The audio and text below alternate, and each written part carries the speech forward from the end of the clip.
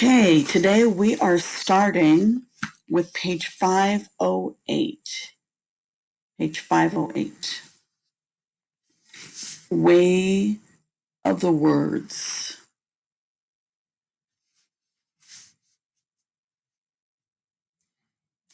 It happened in a small town of Hitler's heartland.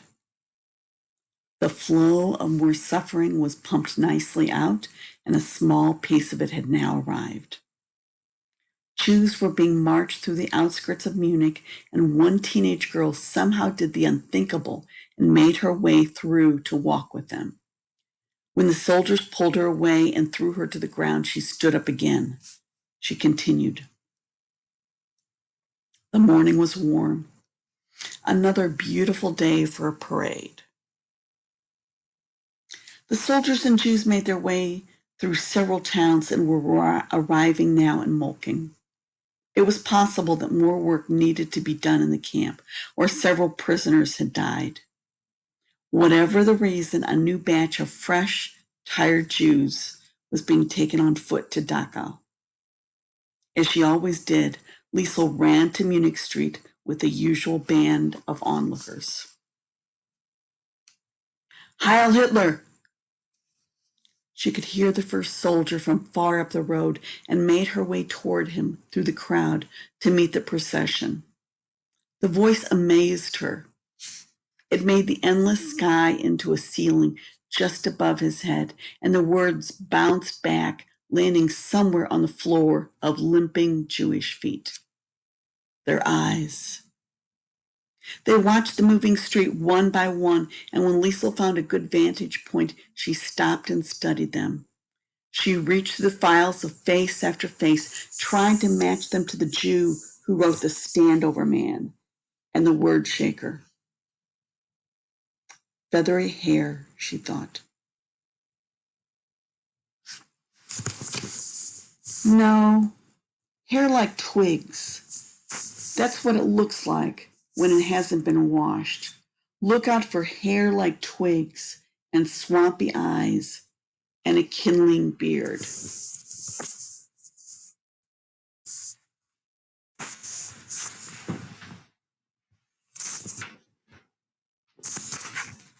Just a minute, guys. I have to plug in my Chromebook, plug in my laptop.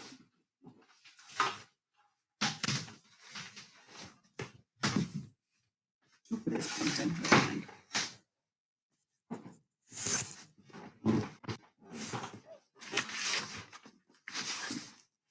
Okay, let's keep going on.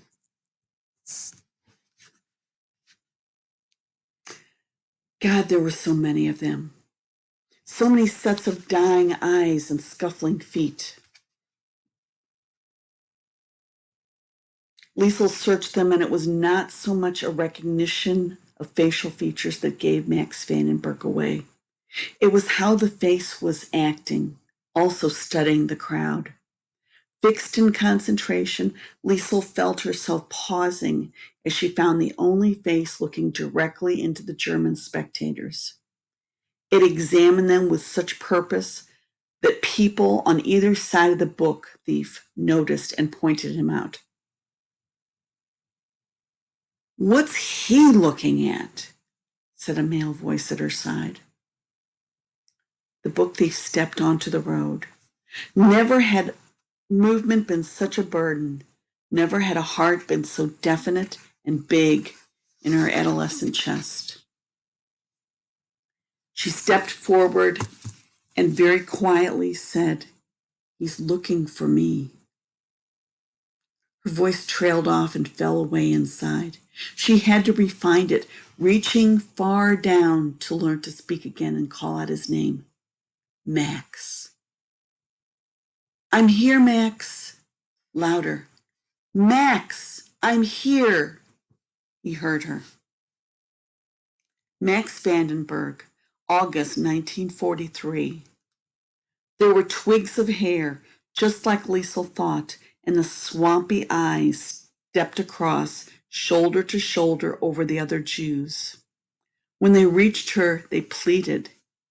His beard stroked down his face, and his mouth shivered as he said the word, the name, the girl, Liesel. Liesel shrugged away entirely from the crowd and entered the tide of Jews, weaving through them till she grabbed hold of his arm with her left hand. His face fell on her. It reached down as she tripped, and the nasty Jew, helped her up. It took all of his strength. "I'm here, Max," she said again. "I'm here." "I can't believe," the words dripped from Max Vandenberg's mouth. "Look how much you've grown." There was an intense sadness in his eyes. They swelled. "Liesel, they got me a few months ago." The voice was crippled, but it dragged itself toward her. "Halfway to Stuttgart." From the inside, the stream of Jews was a murky disaster of arms and legs, ragged uniforms. No soldier had seen her yet, and Max gave her a warning. "You have to let go of me, Liesel." He even tried to push her away, but the girl was too strong. Max's starving arms could not sway her, and she walked on between the filth, the hunger, and confusion. After a long line of steps, the first soldier noticed. "Hey," he called in. He pointed with his whip. "Hey, girl, what are you doing? Get out of there." When she ignored him completely, the soldier used his arm to separate the stickiness of people. He shoved them aside and made his way through. He loomed above her as Liesel struggled on and noticed the strangled expression on Max Vandenberg's face. She had seen him afraid, but never like this. The soldier took her. His hands manhandled her clothes. She could feel the bones in his fingers and the ball of each knuckle. They tore her skin. "I said get out," he ordered her. Now he dragged the girl to the side and flung her onto the wall of onlooking Germans. It was getting warmer. The sun burned her face. The girl had landed sprawling with pain, but now she stood again. She recovered and waited. She re-entered. This time, Liesel made her way through the back. Ahead, she could just see the distinct twig of hairs. The twigs of hair, and walked again toward them. This time she did not reach out. She stopped. Somewhere inside her were the souls of words. They climbed out and stood beside her. "Max," she said. He turned and briefly closed his eyes as the girl continued.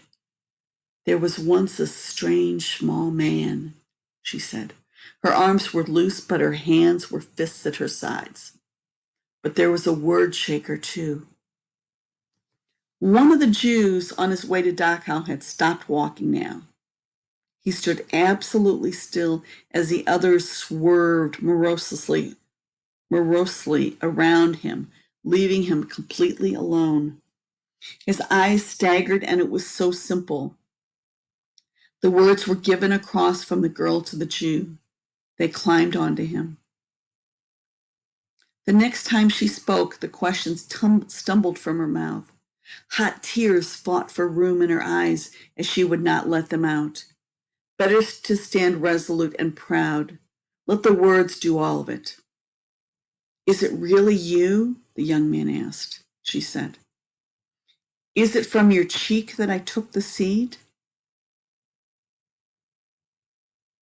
Max Vandenberg remained standing. He did not drop to his knees. People and Jews and clouds all stopped. They watched. As he stood, Max looked first at the girl and then stared directly into the sky, who was wide and blue and magnificent. There were heavy beams, planks of sun falling randomly, wonderfully to the road. Clouds arched their backs to look behind as they started again to move on. "It's such a beautiful day," he said, and his voice was in many pieces. "A great day to die. A great day to die like this." Liesel walked at him. She was courageous enough to reach out and hold his bearded face. Is it really you, Max? Such a brilliant German day and its attentive crowd. He let his mouth kiss her palm. Yes, Liesel, it's me. And he held the girl's hand held the girl's hand in his face and cried onto her fingers. He cried as the soldiers came and a small collection of insolent Jews stood and watched. Standing, he was whipped. Max! The girl wept. Then silently, as she was dragged away, Max. Jewish fist fighter. Inside, she said all of it. Maxie Taxi. That's what that friend called you in Stuttgart when you fought on the street, remember? Remember, Max? You told me. I remember everything. That was you, the boy with the hard fists, and you said you would land a punch on Death's face when he came for you. Remember the snowman, Max? Remember? In the basement? Remember the white cloud with the gray heart? The Fuhrer still comes down looking for you sometimes. He misses you. We all miss you. The whip. The whip.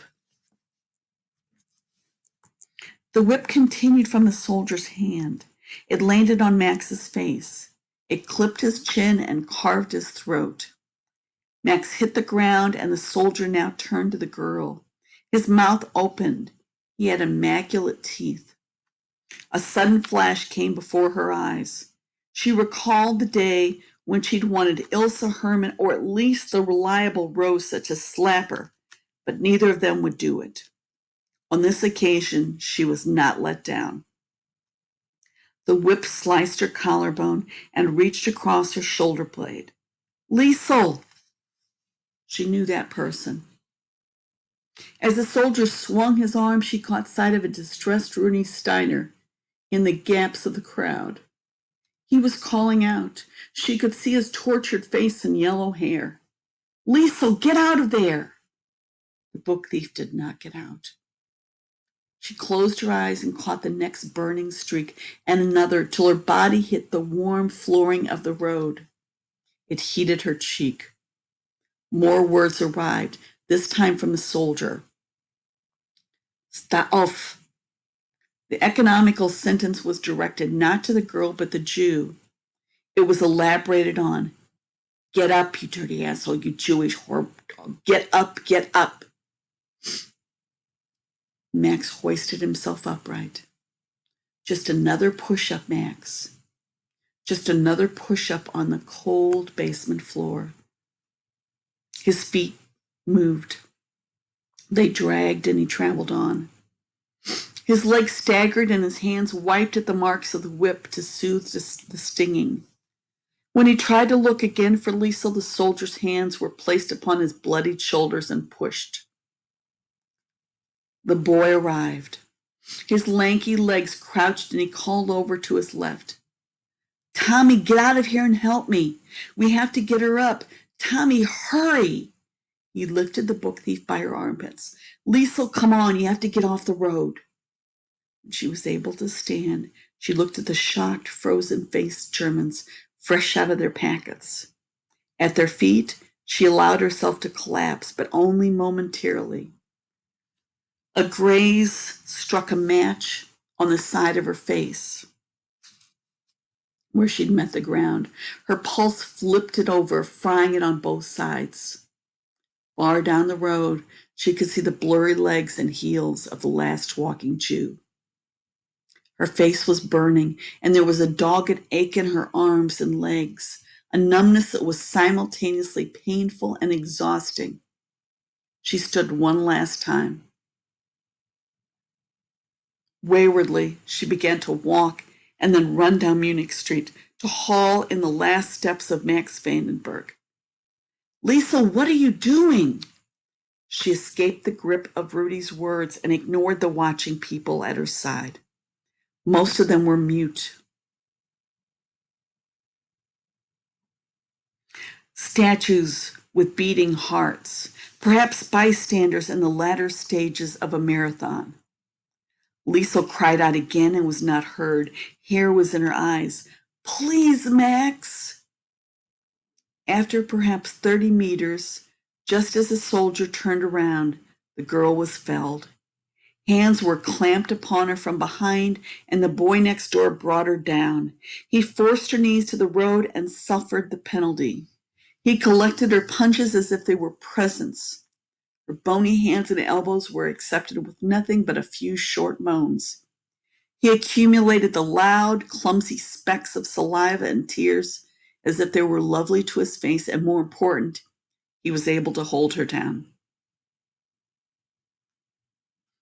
On Munich Street, a boy and girl were entwined. They were twisted and comfortless on the road. Together they watched the humans disappear. They watched them dissolve like moving tablets in the humid air. Confessions. When the Jews were gone, Rudy and Liesel untangled, and the book thief did not speak. There were no answers to Rudy's questions. Liesel did not go home either. She walked forlornly to the train station and waited for her papa for hours. Rudy stood with her for the first 20 minutes, but since it was a good half day till Hans was due home, he fetched Rosa. On the way back, he told her what had happened, and when Rosa arrived, she asked nothing of the girl. She had already assembled the puzzle and merely stood beside her and eventually convinced her to sit down. They waited together. When Papa found out, he dropped his bag. He kicked the bon off air. None of them ate that night. Papa's fingers desecrated the accordion, murdering song after song. No matter how hard he tried, everything no longer worked. For 3 days, the book thief stayed in bed. Every morning and afternoon, Rudy Steiner knocked on the door and asked if she was still sick. The girl was not sick. On the 4th day, Liesel walked to her neighbor's front door and asked if he might go back to the streets with her, where they distributed the bread the previous year. I should have told you earlier, she said. As promised, they walked far down the road toward Dachau. They stood in the trees. There were long shapes of light and shade. Pine cones were scattered like cookies. Thank you, Rudy, for everything, for helping me off the road, for stopping me. She said none of it. Her hand leaned on a flaking branch at her side. Rudy, if I tell you something, will you promise not to say a word to anyone? Of course. He could sense the seriousness in the girl's face and the heaviness in her voice. He leaned on the tree next to hers. What is it? Promise. I did already. Do it again. You can't tell your mother, your brother, or Tommy Mueller. Nobody. I promise. Leaning, looking at the ground. She attempted several times to find the right place to start, reading sentences at her feet, joining words to the pine cones and the scraps of broken branches. Remember when I was injured playing soccer? She said. Out on the street? It took approximately 3/4 of an hour to explain 2 wars, an accordion, a Jewish fist fighter, and a basement. Not forgetting what had happened 4 days earlier on Munich Street. That's why you went for a closer look, Rudy said, with the bread that day, to see if he was there. Yes. Crucified Christ. Yes. The trees were tall and triangular. They were quiet. Liesel pulled the word shaker from her bag and showed Rudy one of the pages. On it was a boy with 3 medals hanging around his throat. Hair the color of lemons, Rudy read. His fingers touched the words. You told him about me? At first, Liesel could not talk. Perhaps it was the sudden bumpiness of love she felt for him. Or had she always loved him? It's likely. Restricted as she was from speaking, she wanted him to kiss her. She wanted him to drag her hand across and pull her over. It didn't matter where, her mouth, her neck, her cheek. Her skin was empty for it, waiting. Years ago, when they'd raced on a muddy field, Rudy was a hastily assembled set of bones with a jagged, rocky smile. In the trees this afternoon, he was a giver of bread and teddy bears. He was a triple Hitler Youth Athletics champion. He was her best friend, and he was a month from his death. Of course I told him about you, Liesl said. She was saying goodbye, and she didn't even know it.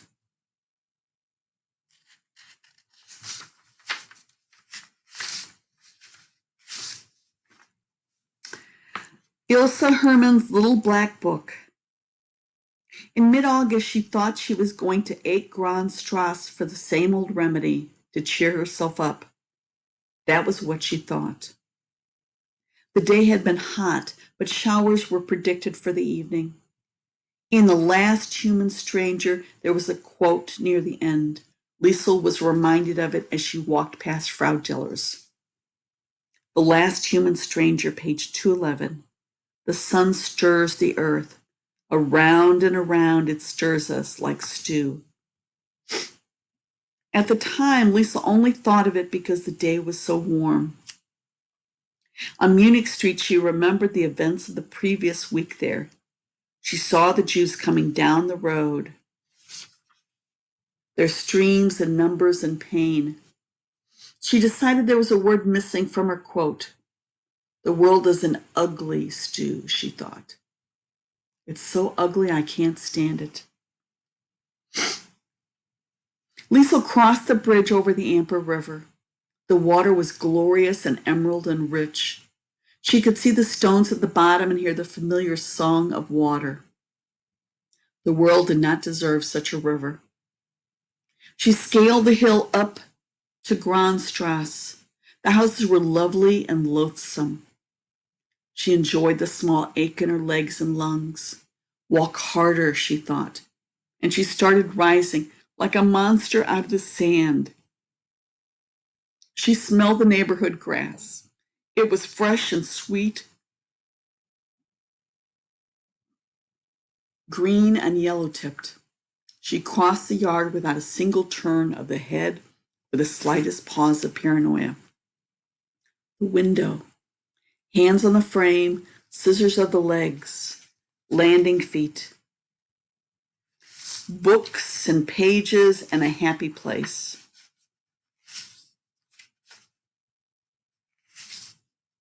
She slid a book from the shelf and sat with it on the floor. Is she home? She wondered, but she did not care if Ilse Herman was slicing potatoes in the kitchen or lining up in the post office or standing ghost-like over the top of her, examining what the girl was reading. The girl simply didn't care anymore. For a long time, she sat and saw. She had seen her brother die with one eye open, one still in the dream. She had said goodbye to her mother and imagined her lonely. And imagined her